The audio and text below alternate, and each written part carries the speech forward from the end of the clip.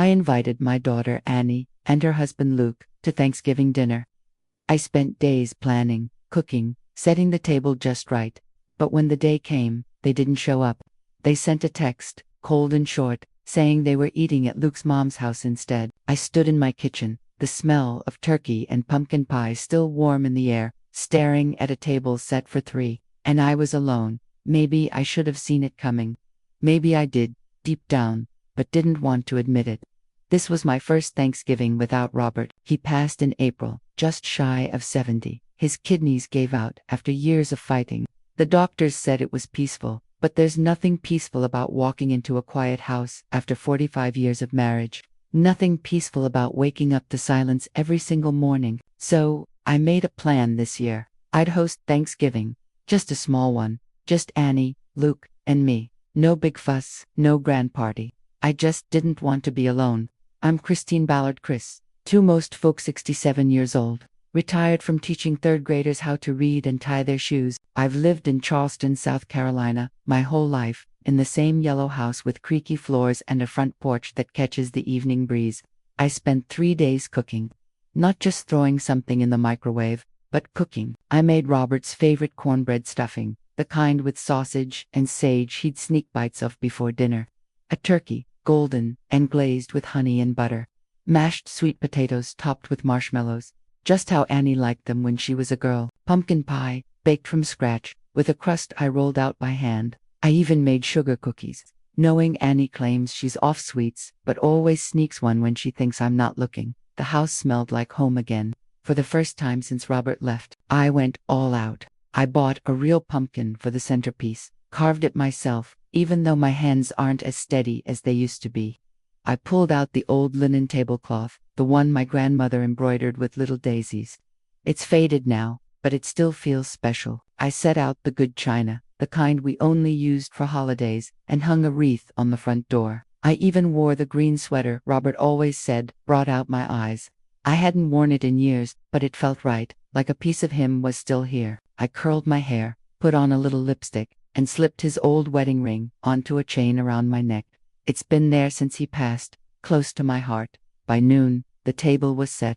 By 1, the food was ready, the turkey resting under foil, the pie cooling on the counter, sweet tea chilling in the fridge. I lit a few candles and turned on Nat King Cole, his voice soft and warm, filling the house with memories of Thanksgivings when Annie was little. When Robert would hum along and sneak a second slice of pie, for the first time in months, I felt alive, excited, even nervous, like I was hosting my first holiday. At 2:30, I texted Annie, "See you soon, sweetheart." No reply. I didn't think much of it. Maybe they were driving. Maybe Luke was caught up at work. He's always busy, managing investments, always on his phone. By 3 o'clock, I was sitting by the window, watching the street. By 3:15, the sweet potatoes were cooling, and I started checking my phone. No calls, no texts. Maybe traffic was bad. Charleston can get crowded this time of year. Maybe Annie was fussing. With her outfit, she's always been particular about her clothes, ever since she started working as a freelance journalist. By 3:30, the candles were burning low, and I turned down the music. I put the turkey back in the oven to keep it warm. Still, nothing. At 3:45, my phone buzzed. My heart leaped. I grabbed it, expecting Annie's name, but it was just a text from Luke. "Hey Mom, sorry, last minute change. We're at my mom's for dinner this year. Hope you understand." That was it. No call, no explanation, no "let's reschedule." Just a text, like I was an afterthought. I stood there, in my green sweater, the house smelling of sage and cinnamon, and felt the air go out of me. I walked to the table, looked at the 3 place settings, the untouched plates, the glasses I'd polished just for them. I poured myself some tea, sat at the head of the table, and stared at the empty chairs. I tried to eat, just a bite, but my throat wouldn't let me swallow. The house was quiet again, quieter than it had been since Robert died. I turned off the music, blew out the candles, and started packing the food away. The turkey went into containers, the pie into the fridge. I left the cookies on the counter, untouched. I kept waiting for the phone to ring, for a Merry Thanksgiving text, for anything. But it never came. Later that evening, I opened Facebook. I don't usually scroll, but something pulled me there. And that's when I saw a post from Luke's mother, Carol, a photo of her dining room, packed with people, Plates piled high, wine glasses clinking, everyone smiling. And there, right in the middle, were Annie and Luke, his arm around her, both of them laughing. Carol's caption read, "Thankful for a house full of family this Thanksgiving." I didn't cry, I didn't scream, I just sat there, staring at the screen, my thumb hovering over the like button I never pressed. They didn't forget, they didn't get stuck in traffic. They chose to be somewhere else. And in that moment, I knew something had broken, not just this Thanksgiving, but something deeper, something I'd been pretending wasn't there for years. If you've ever set a table for people who never planned to show up, you know this feeling, the ache of it. If you've ever felt forgotten by the ones you love most, hit subscribe. Not for me, but for every person sitting at a quiet table, wondering why love feels so far away. And if you think I'm overreacting, leave a comment. Tell me why. I'm listening. That Thanksgiving night, after I put the food away and turned off the music, I sat in the living room. The glow of the porch light filtering through the curtains. The house was too quiet, the kind of quiet that makes you hear your own heartbeat. I kept thinking about that empty table, those untouched plates, and that text from Luke that cut deeper than I wanted to admit.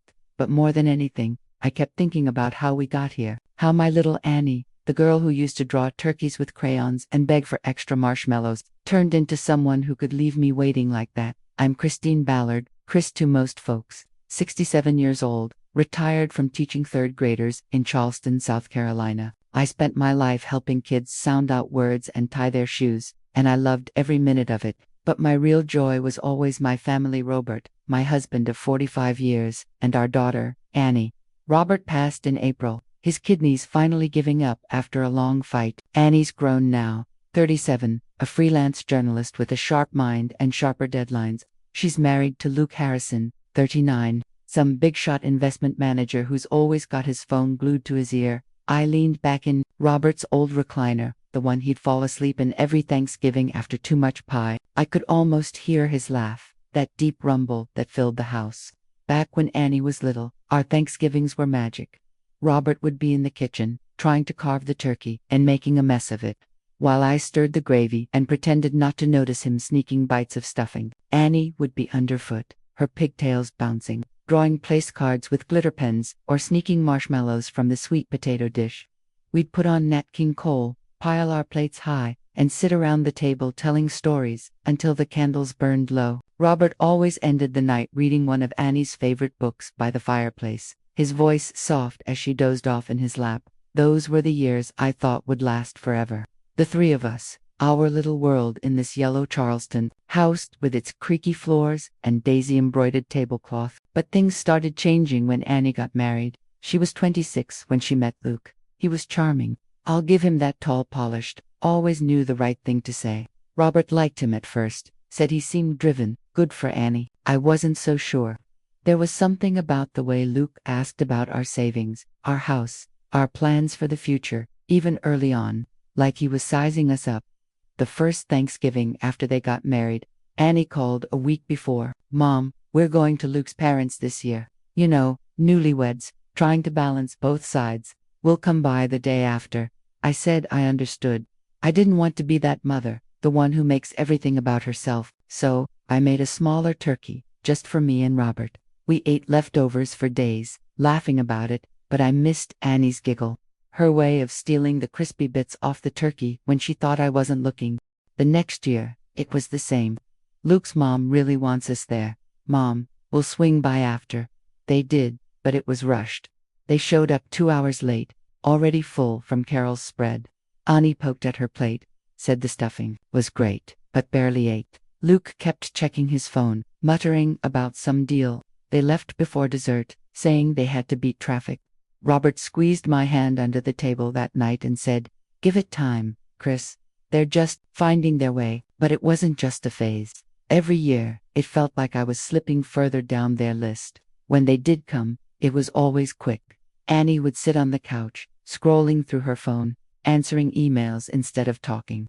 Luke would hover, asking questions like, "You and Dad ever think about downsizing? This house is a lot for 2 people." I'd laugh it off, say we loved our creaky floors, our big backyard. But Robert noticed. He'd get quiet after they left, his brow furrowed like he was piecing something together. "Last year was the worst. They showed up 3 hours late, stomachs full from Carol's dinner. Annie complimented the food, but it felt rehearsed. Like she was reading from a script. Luke barely looked up from his phone. They stayed for 45 minutes, just long enough to be polite, then left before I could cut the pie. I stood at the door, watching their car disappear down the street, and felt something shift inside me, but I kept trying. I told myself, if I made it warm enough, familiar enough, they'd remember what it felt like to be family. This year, though, was different. Robert wasn't here to squeeze my hand, to tell me to give it time. His recliner sat empty, his laugh just a memory. I thought if I could make this Thanksgiving perfect, a turkey just right. The table set with the good china, the house filled with Nat King Cole's voice, maybe Annie and Luke would see it, see me, but they didn't even show up. That text, from Luke, those cold words, were at my mom's, hit me like a slap. I walked to the kitchen, the one place that still felt like home, and looked at the photos on the fridge. There was one from Annie's 5th Thanksgiving. Her face smeared with whipped cream, Robert grinning behind her with that goofy hat he wore just to make her laugh. I traced my finger over his face, wishing I could ask him what to do. He always had a way of seeing things I didn't. Once, after Annie and Luke left early, he said, "Chris, don't let them make you feel like you're asking too much. You're their mother, not their guest." I brushed it off then, told him he was being dramatic, but now, sitting in this quiet house, I wondered if he saw something I'd been too stubborn to notice. I thought about all the Thanksgivings I'd spent waiting for Annie to call back, waiting for Luke to put his phone down, waiting for them to act like family again. I'd spent years making excuses. Annie's busy with her writing. Luke's got big clients. They're young. They're juggling life. But that night, staring at the empty table, I couldn't lie to myself anymore. They didn't just forget. They chose to leave me out. I didn't sleep much that night. I sat in Robert's recliner, the one that still smells faintly of his aftershave, and thought about how love can slip away so quietly you don't even notice until it's gone. I wondered what I'd done wrong. Did I hold on too tight? Talk about Robert too much? Was I too stuck in the past, with my old tablecloth and my Nat King Cole records? Or maybe it wasn't about me at all. Maybe it was about them, about what they wanted, what they thought they could take. If you've ever felt like the people you love most are slipping through your fingers, you know this ache, the way it sits heavy in your chest, like a stone you can't move. If you've ever wondered when you stopped being family and started being an obligation, hit subscribe. Not for me, but for every soul who's poured their heart into a meal, a moment, a memory, only to watch it sit untouched. And if you think I'm wrong to feel this way, leave a comment. Tell me why. I'm here, listening, waiting to understand. That Thanksgiving night, I sat in the dark, the house so quiet I could hear the clock ticking in the hall. The candles were out, the food packed away, the table still set for 3. Luke's text kept replaying in my mind. "We're at my mom's. Hope you understand." No call, no apology, just those words, sharp as a paper cut. I kept hoping my phone would buzz again. Maybe Annie would text, say it was a mix-up, say they were on their way. But it stayed silent. I'm Christine Ballard, Chris to most, 67 years old, a retired teacher from Charleston, South Carolina. I'd spent my life teaching kids to read, to dream, to be kind. But that night, staring at the empty chairs where my daughter Annie and her husband Luke were supposed to sit, I felt like I'd failed at something bigger, like I'd lost the one lesson that mattered most, how to keep my family close. I tried to make sense of it. Maybe they really did get caught up. Annie's always juggling deadlines, writing articles for magazines, chasing stories, and Luke, with his investment portfolios, is never far from a phone call. Maybe his mom, Carol, insisted at the last minute, and they didn't want to hurt her feelings. I told myself these things, trying to soften the edges of that text, but it wasn't working. Deep down, I knew. They didn't forget. They chose. I poured another glass of sweet tea, though it tasted bitter now, and sat back at the table. The daisy-embroidered tablecloth looked too bright under the dim light, mocking me with its cheer. I traced my finger over the edge of Annie's plate, remembering how she used to beg for the drumstick when she was little, how she'd laugh when Robert pretended to fight her for it. I looked at the photo on the fridges at Folly Beach. Annie's hair tangled with salt and sand, Robert's arm around me, his grin wide as the ocean. That was family, that was home. This was something else. I don't know what made me do it, but I picked up my phone and opened Facebook. I don't scroll much anymore, too many ads, too many opinions. But something pulled me there, like a whisper I couldn't ignore. I typed in Carol's name, Luke's mother. Her page was public, always full of photos from her garden club or her book group. And there it was, right at the top. A post from a few hours ago, a picture of her dining room, the table overflowing with food: roast turkey, green beans, a pecan pie sliced unevenly. People crowded around, laughing, raising glasses. And right in the center, there they were. Annie and Luke. Annie was wearing that red scarf I gave her last Christmas, her smile bright as she leaned into Luke. He had his arm around her, looking at her like she was the only person in the room. Carol's caption read, "Thankful for a house full of family this Thanksgiving. #Family Matters." Annie had commented below, "Thank you, Mom, for the best day." I stared at that photo until my eyes burned. The best day. The best day, while I was here, alone, with a turkey I'd basted for hours, a pie I'd baked from scratch, a table I'd set with love. They didn't just forget. They didn't get stuck in traffic or caught up in work. They planned this. They chose Carol's table over mine, and they didn't even bother to call. I set the phone down, my hands trembling. I walked to the kitchen window and looked out at the backyard, where Robert used to string twinkle lights for the holidays. He'd always say, "Chris, a house should shine for the people you love." But tonight, the backyard was dark, and the house felt cold, no matter how warm the oven had been. I thought about Robert's voice, the way he'd get quiet when Annie and Luke left early from dinners. Once, after they rushed off before dessert, he said, "They're pulling away. Chris, don't let them make you feel like you're asking too much." I laughed it off then, told him he was reading too much into it.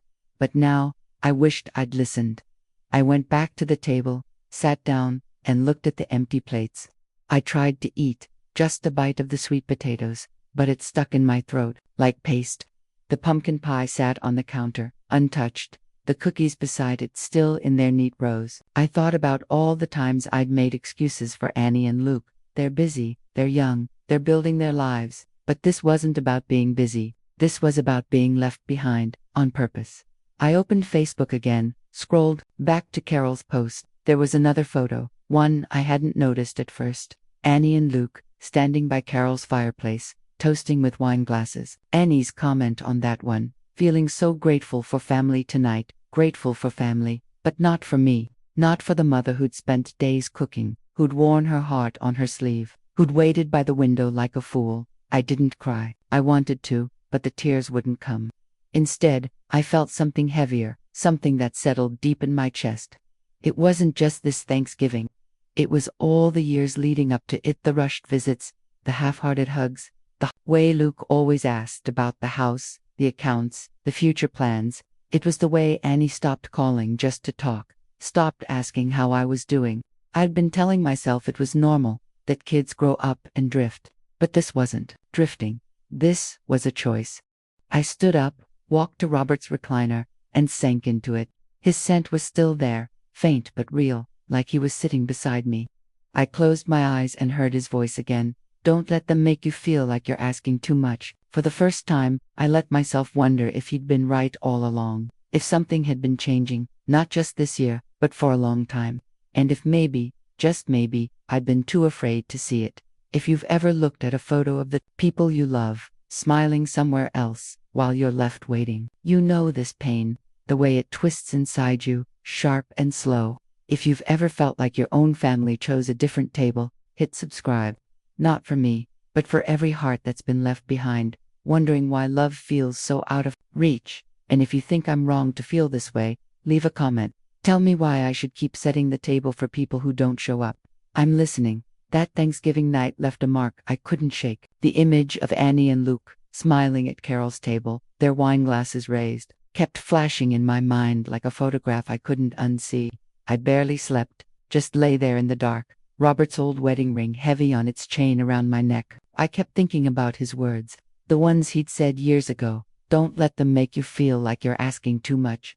I'd brushed it off then, but now it felt like he'd been trying to tell me something I wasn't ready to hear. I'm Christine Ballard, 67, a retired school teacher from Charleston, South Carolina. My daughter, Annie, is 37, a freelance journalist always chasing a story. Her husband Luke, 39, manages investments, always talking about markets and money. I thought I knew them, thought I knew my place in their lives, but after they left me waiting on Thanksgiving, after that Facebook post from Luke's mom, I wasn't so sure anymore.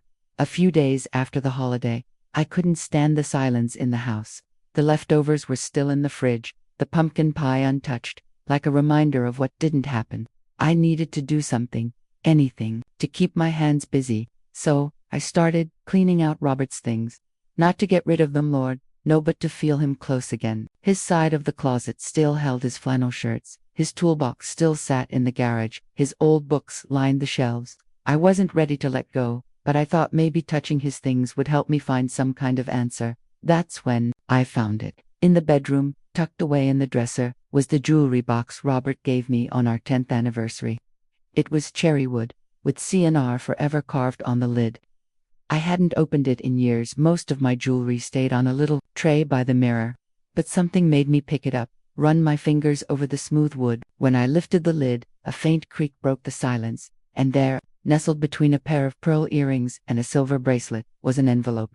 My name was written on it in Robert's handwriting. Just Chris, in that familiar, slightly slanted cursive, a little shaky from his last months. My heart stopped for a second.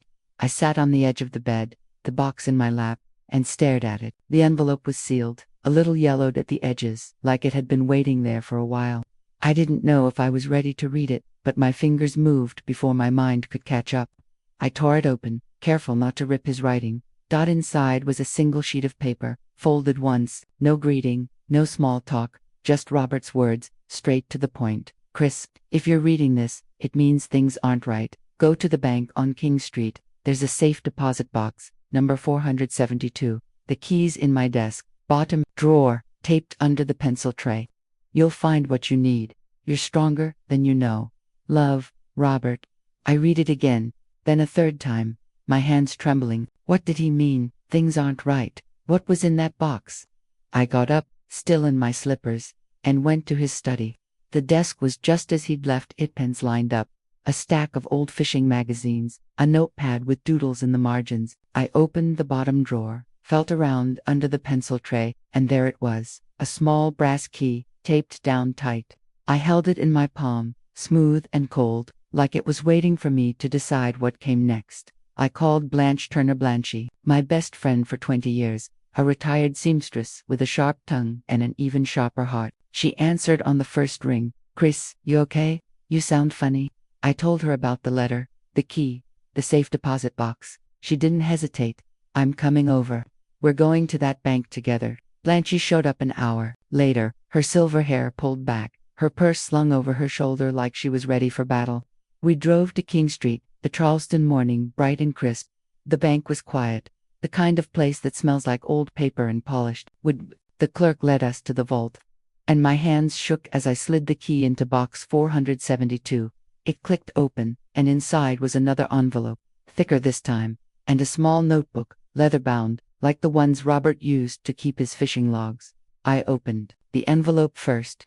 There were documents, legal-looking, with my name printed at the top. Christine Ballard, sole beneficiary, a trust fund, set up 5 years ago, worth $720,000. I blinked, thinking I'd read it wrong. Robert had never mentioned a trust, never talked about moving money. Below it was a deed for a condo in Folly Beach, titled in my name alone. A condo. We'd never owned anything but our house in Charleston. I looked at Blanchy, my mouth dry. Did you know about this? She shook her head, her eyes wide. Robert was a sneaky one, wasn't he? Then I opened the notebook. It was full of Robert's handwriting, pages of notes, dates, numbers, but the first page stopped me cold. Chris, if Annie and Luke ever make you feel small, this is for you. The trust is yours, untouchable. The condo is yours, a place to start fresh. I saw how Luke asked about our money, how Annie stopped calling as much. I didn't want to scare you, but I needed you to be safe. You're my light. Chris, don't let anyone dim it. I sat there, the notebook in my hands, tears blurring the words. Robert had seen it. The way Luke always brought up retirement plans or downsizing. The way Annie started pulling away, her visits shorter, her hugs colder. He'd seen it before I did, and instead of fighting with them, he'd built me a safety net, a trust fund, a condo. A way out. Blanche IE drove me to Folly Beach that afternoon.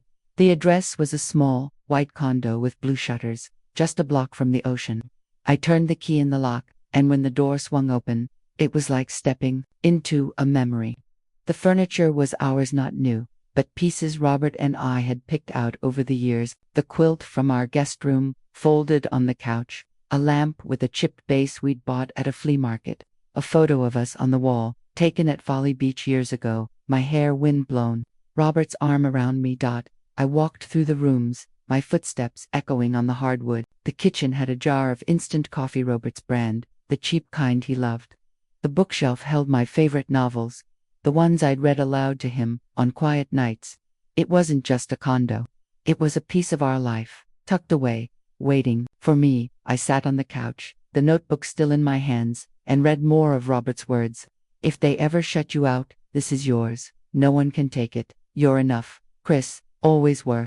I looked at Blanche, who was standing by the window, staring out at the ocean. He knew, I said, my voice barely a whisper. He knew they'd do this. She nodded, her eyes soft. Robert always had your back, honey. Even now. I stayed there for hours, walking through the condo, touching every little thing, the quilt, the photo, the coffee jar. It was like Robert was there, whispering to me, reminding me who I was. Not just a mother waiting for her daughter to show up, not just a widow in a quiet house, but Chris Ballard, a woman who'd loved and been loved, who was worth more than an empty table. If you've ever found a piece of someone you lost, something they left just for you, you know this feeling, the way it fills you up and breaks you open all at once. If you've ever realized someone saw your worth even when you couldn't, hit subscribe, share your story in the comments. Tell me about the moment you felt found again. And if you think I'm wrong to hold on to this, leave a comment. I want to hear it. I'm listening. Finding that letter in Robert's jewelry box, and then the condo in Folly Beach, changed something in me. It was like Robert reached through time to hold my hand, to remind me I was worth more than an empty Thanksgiving table. His words, "You're my light, Chris. Don't let anyone dim it," kept echoing in my head, giving me a strength I hadn't felt in months. But it wasn't just the trust fund or the condo. It was knowing he'd seen what I couldn't, that Annie and Luke were pulling away, planning something that didn't include me. I'm Christine Ballard, 67, a retired schoolteacher from Charleston, South Carolina. My daughter Annie is 37, a freelance journalist who's always chasing the next story. Her husband, Luke, 39, is an investment manager with a smile that's a little too smooth. After they left me waiting on Thanksgiving, after I saw them laughing at Luke's mom's table on Facebook, I thought I'd hit rock bottom. But finding Robert's notebook, the trust fund, the conduit, was like a lifeline. I wasn't ready to let go of it. 3 weeks after Thanksgiving, I was in the kitchen, sipping coffee and staring at that daisy-embroidered tablecloth when I heard a car pull up. I peeked through the curtains and saw Luke's black SUV parked across the street. My stomach tightened. I hadn't heard from them since that cold text, not even a Merry Christmas or a call to check in. I smoothed my sweater, the green one Robert loved, and took a deep breath. Whatever they wanted, I wasn't the same Chris who'd waited by the window. The doorbell rang. I opened it to find Annie standing on the porch, Luke right behind her. Annie's red scarf was wrapped tight, her eyes darting like she was nervous. Luke had his hands in his pockets, his smile practiced, like he was about to pitch a deal. "Mom," Annie said, her voice soft but forced, "can we come in?" I nodded, holding the door just wide enough. They stepped inside, but I didn't offer them tea or cookies. Not this time. "We're so sorry about Thanksgiving," Annie started, sitting on the edge of the couch. "It was last minute, and Luke's mom really wanted us there. We didn't mean to hurt you." Her words sounded rehearsed, like lines from one of her articles. Luke nodded, adding, "Yeah, things got hectic. You know how it is." I stayed quiet, leaning against the kitchen counter, my arms crossed. I looked at Annie, her face so much like mine when I was younger, but her eyes wouldn't meet mine for long. "You could have called," I said finally. "You could have told me before I spent 3 days cooking, before I set the table, before I sat there waiting." Annie shifted, tucking her hair behind her ear. "I know, Mom. I should have. It's on me." Luke jumped in, his voice smooth as ever. "We feel awful, Chris. Really, we just want to make things right." He paused, then added, "Actually, we were thinking, maybe we could help you sort some things out.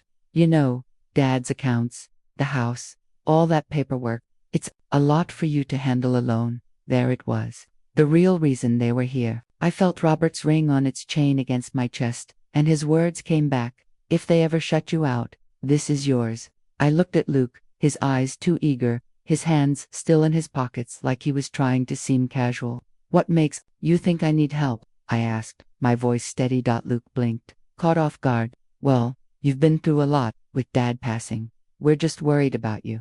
Ani and I were talking, and we thought it might be good to go through his files, make sure everything's in order. I glanced at Annie. She was staring at her hands, picking at her nails. You haven't called in weeks, I said. Not since Thanksgiving. Not even to see how I'm doing. But you're here now, worried about paperwork. Luke rubbed the back of his neck, his smile fading. It's not like that, Chris. We're just trying to help. I took a step forward, my heart pounding but my voice calm. Let's be honest, Luke. You've been asking about Dad's accounts for years. About the house, about downsizing, and I know about the time you asked me to sign those papers, saying it was for estate planning. What were those papers really for? Luke froze. Annie's head snapped up, her eyes wide. Mom, what are you talking about? She said, but her voice wavered. I didn't answer her. I kept my eyes on Luke. I found something, I said. A letter from Robert, a trust fund he set up, in my name only. $720,000, and a condo in Folly Beach. He didn't tell you about it, did he?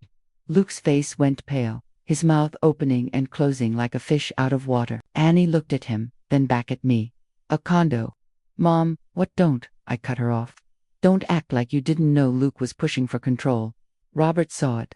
He saw how you stopped calling, how you started treating me like an obligation. He made sure I'd be okay, no matter what you two planned. Luke tried to recover, his voice softer now. Chris, you're misunderstanding. We just want to make sure you're taken care of. For who? I said, my voice sharp now. For me, or for you? I turned to Annie. And you, Annie, you let him spread rumors, didn't you? Blanche told me.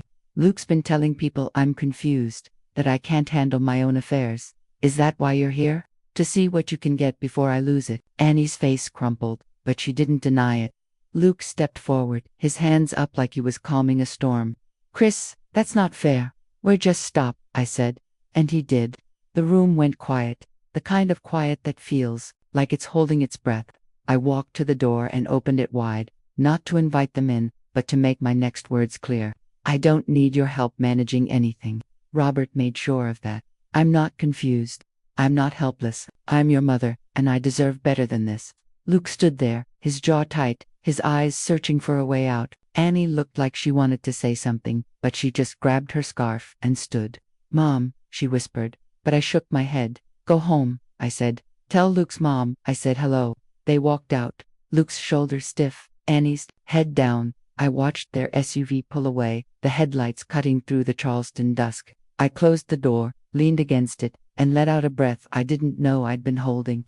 The house was quiet again, but it didn't feel hollow anymore. It felt like mine. Later that week, with Blanche's help, I met with a lawyer. We drafted a letter, formal but clear, stating that I, Christine Ballard, was of sound mind, fully capable of managing my affairs, and that any attempt to challenge that would be met with legal resistance. I added a line in my own handwriting. I'm not a burden. I'm Chris Ballard, and I'm enough. We sent it certified mail to Annie and Luke. Blanche sat across from me at the kitchen table, her eyes fierce. You did good, Chris, she said. They can't say they weren't warned. For the first time in a long time, I felt steady. Not angry, not broken, just sure. Robert had seen this coming, and he'd given me what I needed to stand tall. I wasn't going to shrink myself to fit their plans anymore. If you've ever had to draw a line with the people you love, to say enough is enough, you know how heavy it feels, and how freeing. If you've ever stood up for yourself when no one else would, hit subscribe, share your story in the comments. Tell me about the moment you chose yourself, and if you think I'm wrong to shut them out, leave a comment. Tell me why. I'm still listening. After that day on the porch, when I looked Annie and Luke in the eye and told them I was done being an afterthought, something shifted inside me. It wasn't just about the trust fund or the condo in Folly Beach. It was about seeing myself the way Robert always did, as someone worth showing up for. For years, I'd been waiting for my daughter to remember who I was, but standing there, with the Charleston air sharp against my skin, I realized I didn't need her to remind me. I already knew. I'm Christine Ballard, 67, a retired schoolteacher from Charleston, South Carolina. My daughter Annie is 37, a freelance journalist with a life that's always moving too fast. Her husband, Luke, 39, manages investments, always chasing the next deal. They left me waiting last Thanksgiving, chose another table, another family. But Robert, my husband who passed in April, left me something better: a trust fund, a condo, and a truth I was finally ready to face. A year passed, and I decided to host Thanksgiving again, not in the old Charleston house, with its creaky floors and memories of empty chairs, but at the condo in Folly Beach, the little white place with blue shutters, just a block from the ocean, where Robert had tucked away pieces of our life. I wasn't doing it to prove anything to Annie or Luke. I was doing it for me. I sent out invitations in early November. Nothing fancy, just handwritten notes on cards I found at the dollar store. I invited Blanche Turner, my best friend, a retired seamstress who's been my rock through all of this. I invited folks from the book club at the local library, where I'd started volunteering to read to kids. One invited a few of those kids from the after-school program, bright-eyed little ones, who reminded me of my old third graders, full of questions and laughter. By noon, on Thanksgiving, the condo was alive. The kitchen smelled of cornbread and roasted turkey, simpler this year, but made with love. Sweet tea was chilling in a pitcher, and a pecan pie sat cooling on the counter, its edges a little uneven but perfect to me. I wore a new sweater, blue, this time, not Robert's green one. I'd decided it was time for something new, though his ring still hung on its chain around my neck. Blanchie was in the kitchen, stirring gravy and bossing everyone around like she owned the place. "Chris, you made enough cornbread to feed half of Charleston," she teased, her silver hair catching the sunlight. I laughed, something I hadn't done freely in a while. The book club ladies Eleanor and Ruth were setting the table, arguing over whether cranberry sauce belonged in a bowl or a jar. The kids, a little boy named Jamal and his sister Lila, were running around, taping paper turkeys they'd drawn to the fridge. At 3 o'clock sharp, the doorbell rang. Then again, and again, the condo filled with voices, coats tossed over chairs, hats piled by the door. Jamal ran straight to the living room, pointing at the small tree I'd set up in the corner. "Miss Chris, you got real candy canes," he shouted. I grinned. "Only way to do it, kiddo." Within an hour, the table was loud and bright, plates piled high with turkey, stuffing, and green beans.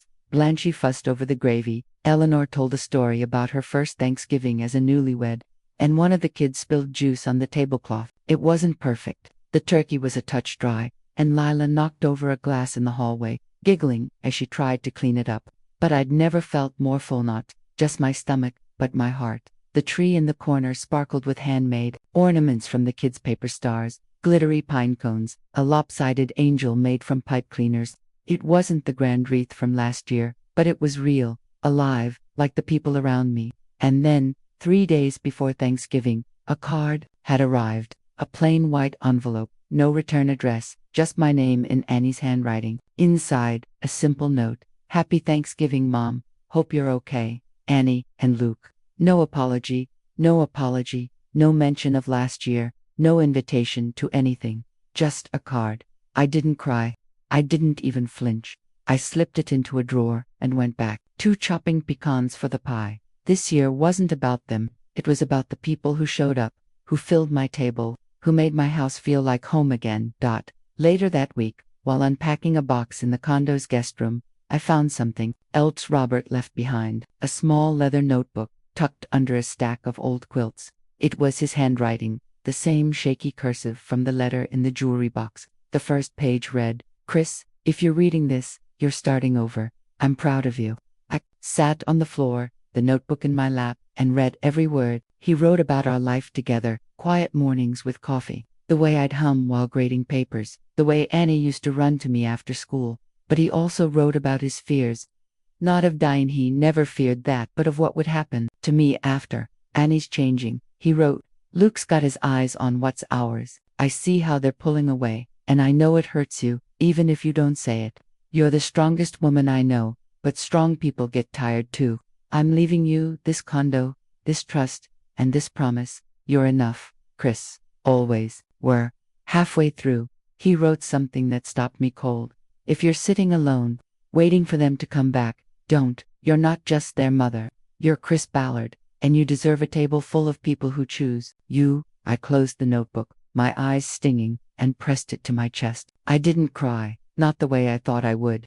It was a different kind of tears, the kind that clean you out, that make room for something new. He'd left one more thing in the notebook, a plan for a foundation, called Chris's Light, a small fund, just starting, to help women like me, widows, mothers, grandmothers who'd given their lives to others and found themselves forgotten. He'd even listed names to contact, local churches, women's groups. One note said, Blanche's got that sewing circle, they'll spread the word. I laughed through my tears. Robert knew how Charleston worked. That night, I sat on the condo's porch, a glass of sweet tea in my hand, the sound of the ocean, soft in the distance. The air was cool, the sky streaked with pink and gold. I thought about Robert, how he'd always sit out here with me, pointing out constellations he pretended to know.